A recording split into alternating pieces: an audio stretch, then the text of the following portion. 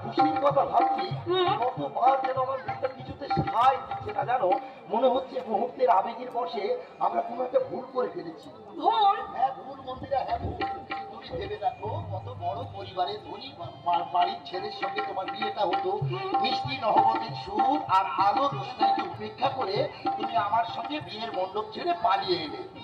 নিতান্ত চোরের মতো আমাদের বিয়েটা হলো ঠিকই, কিন্তু এই বিয়েটা কেউ জানলো না, কেউ রইল না আমাদের জীবনের শুভ মুহূর্তের কোনো সাক্ষী।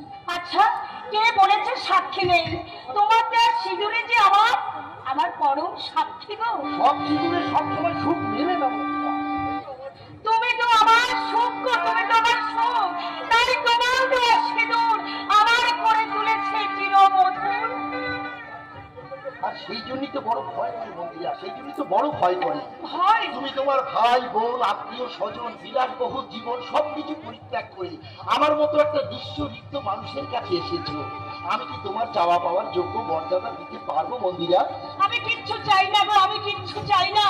শুধু শুধু মাথার উপর একটা ছাদ আর দুবেলা দুমুঠো খেতে পেলে আমি তাতেই খুশি। তাই হবে, বেশ তাই হবে আমার। কিন্তু এই অজানা পল্লী গায়ে একটা কোথাও গ্রামের একটা ছোট্ট ঘর আপাতত আমাদের ভাড়া করে থাকতে হবে। তারপরে মন্দিরা ওই দিকে সব শান্ত হলে আমি তোমাকে সঙ্গে করে নিয়ে গ্রামে যাবো।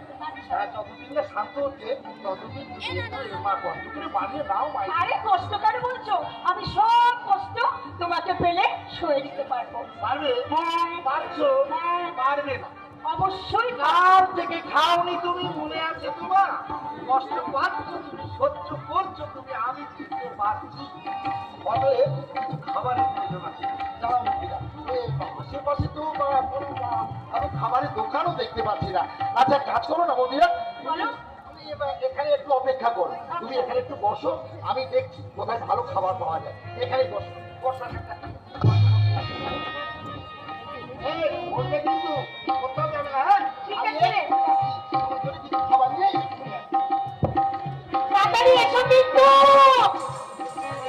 নতুন জায়গা,